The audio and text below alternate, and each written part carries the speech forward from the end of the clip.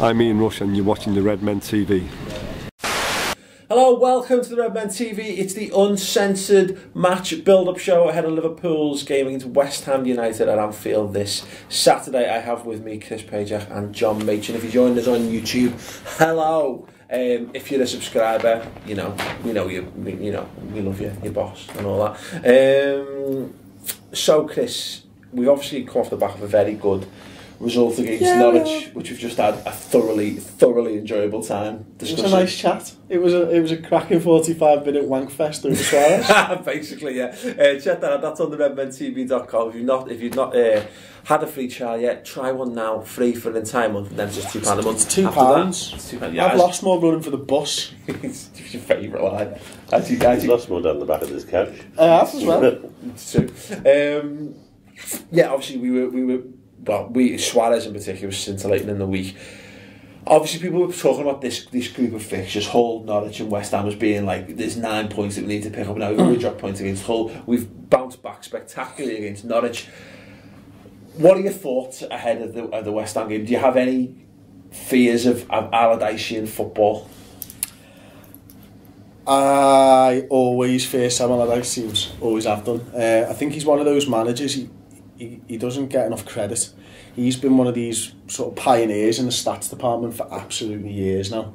And he's looking at marginal gains and small percentages and stuff like that. And his team don't play pretty football, but it's effective football. And he's managing within a budget that is obviously quite tight. And he's doing well with these teams, you know what I mean? And he sets them up and he knows how to play. He knows how to grind points out.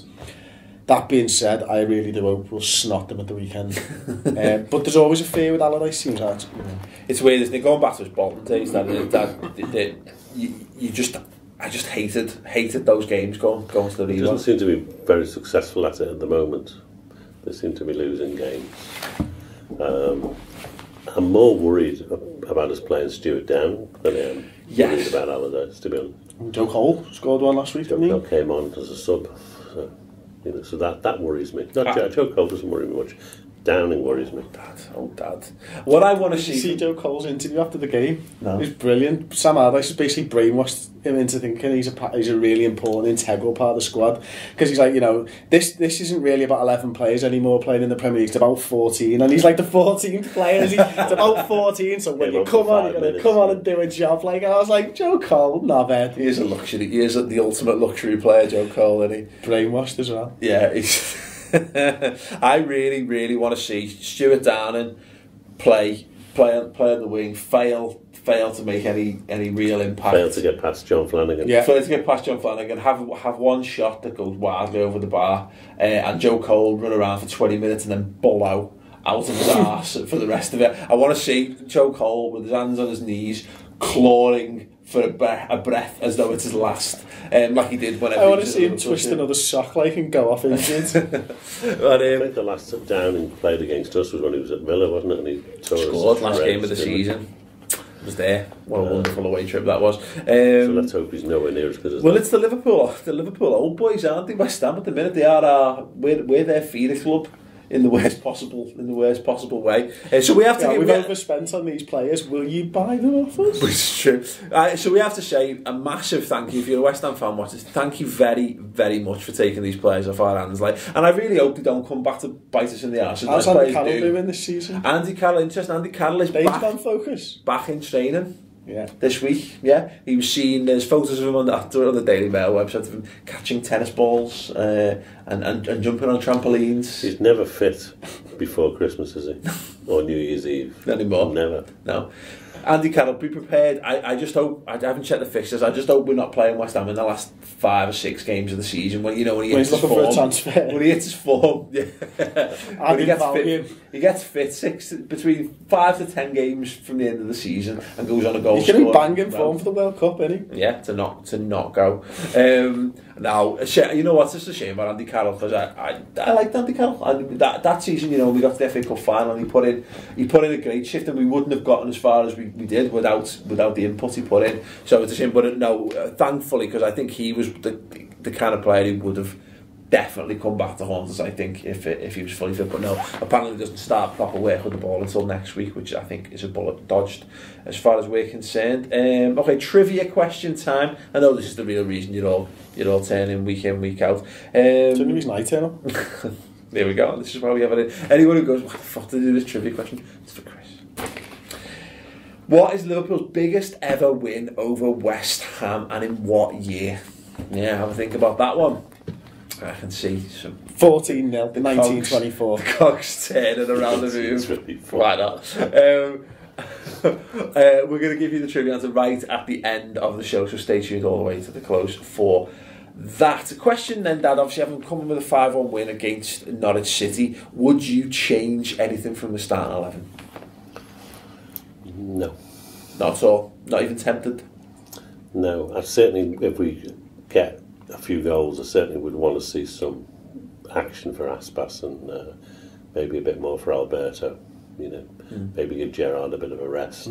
Just to make take advantage of the fact that we've got the game won. Yeah. Well, these are another team that frustrated the life out of us last season. So I think it's important that we obviously go out and get one, which is the most ridiculous statement ever, because we just want to be beating teams in Anfield, don't we? But I mean, because the question I was getting asked on Twitter a lot today was, Lucas, do you bring Lucas back in for this game? No, I don't think so. I think maybe get him a few minutes towards the end of the game if we need to. I agree with John, take Gerrard off, but Lucas away game.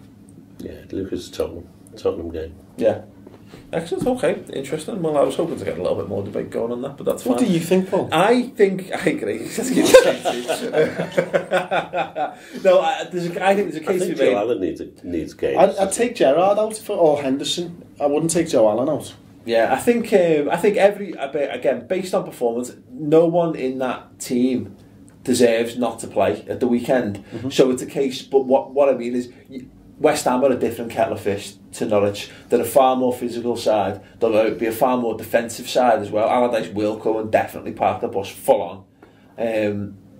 Will he go with his now is Sam Allardyce, as he calls himself? 4-6-0 continental formation of Kev Nolan up front.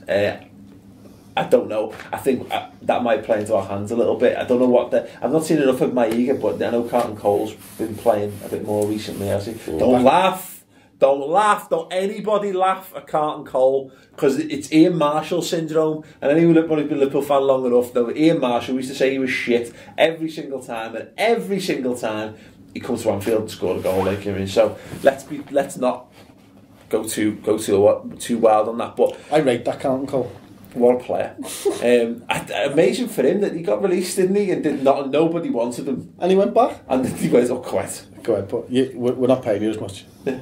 We'll pay you half as much. But he's a top player, like. You know what's funny? If Roy Hodgson was our manager, he'd have signed him. Definitely. He's not that Hodgson player, he was a full-on hodgeball type striker. I'm still wary of being overconfident about these things. I think, but I do know that I would fear West Ham far more if Andy Carroll was fit and playing, because I think the way Allardyce plays football and the way having a decent quality target man on the pitch does impact the way he does it, even if it's in a Kevin Davies mould and you stick him right wing for a seemingly no reason. Do you know what? Glenn Johnson and used to have trouble when Kevin Davies would come across to the other wing and stuff, because he's big and he troubles fullbacks when he was challenging in the air, and they'd always win the ball there. And fair play, it worked. He always has his forwards jumping into central defenders and elbowing them and knocking them about, doesn't he? Trying to upset them. That's a legitimate tactic for Allardyce. He's got a lot of pressure on though, Sam Allardyce, again, because looks like a hippo. He does look like he looks like a hippo. I mean, there's no more pressure than that. West Ham notoriously, not as a side, as an ethos of a football club, they want to play good football, and that's not the kind of brand of football that Sam Allardyce is particularly synonymous with. He didn't sign in his contract to say he'd be playing nice football. No, I know, but it's I think you said in the past that it's effective football, isn't it? He's a very good manager at the moment, isn't it? But generally speaking, he's a man who consistently gets results at Premier League level. He's very good at creating mid-table Premier League teams, isn't he? So I think we've got to. And look, I feel like I've been a bit down, but it was because it got pointed out that whenever we basically say we're going to piss all over someone, that's generally when we lose. But I would like to remind you, whenever I normally say we're going to win 5-0, we tend to win 5-0 as well. Like, what's the score going to be today? I don't know. We'll come to that in a sec. Interestingly, for West Ham, I mean, Kev Nolan's has been a stalwart of fantasy football teams for years. He's only got 1 goal so far this season. Stuart Downing has been one of their top performers. They've just struggled for goals, haven't they? But he's only got 1 assist. Carlton Cole scored his first goal the other week, but he's yet to play 90 minutes. Downing had one disallowed last night. Did he? Devoed. He owes a performance. I just hope that he is as overawed at Anfield in a West Ham shirt as he was in a Liverpool one. They're danger mans, you'll see Ascalon, mate. Yeah, top fucking keeper. Absolutely, astonishing shot stopper. Let's hope he has another one of those random off weeks. It's one of those games where we need an early goal, isn't it? Yeah, it's exactly the same as Norwich. We just need to get a goal from somewhere, whether it's a Suarez Worldie or it goes in off Joe Cole's arse, which would be amazing karma after all these years. And I think this is one of them games, definitely if we get our nose in front early on, we could go on to just steamroll them. Because they're not prolific in front of goal and they're not exactly solid at the back. So we'll definitely see on that. Do let us know actually if you're watching this on YouTube, of course, and you got the access to the comments. If you've been forced to sign up for Google Plus to comment, just if you haven't, go and sign up for a Google Plus account and comment because it's fun. Let us know your thoughts on that. Should Liverpool make any changes? There's people clamouring to see Mamadou Sakho come in, but who would you drop in that instance? Is there anyone there who you feel that didn't put in enough of a shift to justify the place in this game after Norwich? Let me know in the comments section underneath. Okay, then let's. There's no Suarez wasn't good enough for the weekend to play this week. Just wank, wasn't he? We should drop him because we need to prove we can play without him. Someone will say probably that. Play him on his own. I don't know about playing without Go ahead, Louis. Play without the rest of them. Go, play, win, Mignolet and Suarez. Yeah. Okay, then we've got no RMTV music this week because we've been a bit pressed for time with so much going on. Do you have a trivia answer for us then? Not yet. Last thing. You're going to remember? It's written down right there in Biro. That normally means it gets looked at. No, that normally means I've actually remembered to do it. If it's just typed, agenda. Dad, score prediction, please. 2-0. 2-0. We haven't, in 101 games, won 2-0. I know. About that time we did. I didn't predict 2-0 for the whole game. You have, yeah. There you go. So got to keep predicting 2-0. I'm consistent. Yeah. I'm hoping that we get 2-0 up and then go on and make it 5, but 2-0, let's be sensible. Okay, good. Well, having not won in 101 games, 2-0, I'm going to go for 2-0. Okay. It's got to happen sometime, hasn't it? 3-1. Because we just can't but concede a goal. It's not hard. Can't even remember what a clean sheet looks like. You know what I mean? Yeah, I know. It's been ages. What's it look like? A duckhead. Yeah, well, there you go. No idea. Anyway, anyone remember? What does a clean sheet look like? Anyone remember? There's probably a few Evertonians on here going, oh, we know what they look like. So yeah, let us know your score predictions in the comments section. The trivia answer, which I know you've all stuck around for. The trivia question first off, as a little reminder: what is Liverpool's biggest ever win over West Ham, and in what year? Go on, gents. Do you want to have a stab in the dark? 5-1. Close, but no. No banana. 6-0.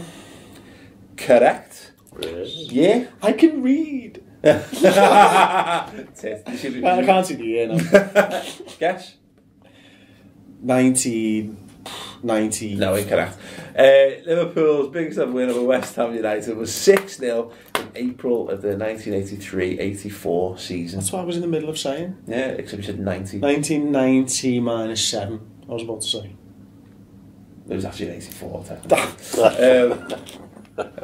Anyway, thank you very much for watching. We've done a fantastic Reds News Roundup, sort of amalgamated with a final word show where we've pulled apart Liverpool's scintillating 5-1 win over Norwich to death, and it was, as I said, very pleasant Check way. out the Christmas jumpers, we've done those as well. Oh yeah, we'll come to that in a second again. Very pleasant way to spend 45 minutes. There's also Redmen TV Christmas jumper. Nobody asked for it, but we made it anyway because 'tis the season to wear stupid Christmas themed garments. Brendan, check it out, it's boss. Guaranteed to put a smile on some faces and the perfect stocking filler for anyone. Apart from, probably Swansea, Man United and Everton fans. It's awesome. There's also the Friday football. There's loads of extra content going up through now and through the Christmas period as well on the redmentv.com. Perfect time to start your 3 months trial. What have you got to lose? The answer is nothing. If you think it's shit, just cancel it. Cancel it. I won't care. Chris won't care. I will care. No, you won't care. I won't care then. Go on the redmentv.com and sign up and you get your first month free. And if you keep it and you like it, it's only £2 a month, which is fuck all. So anyway, right, yeah, thanks very much for watching. If you're watching this on YouTube, of course, don't forget to click the subscribe button in the corner for free to subscribe on the YouTube channel, which is just free, and give the video a like and a share and yada yada yada. And if you want to join us for more Redmen TV goodness, then we'll see you on the redmentv.com. Anyway, thanks very much for watching and good night. Ta-ra.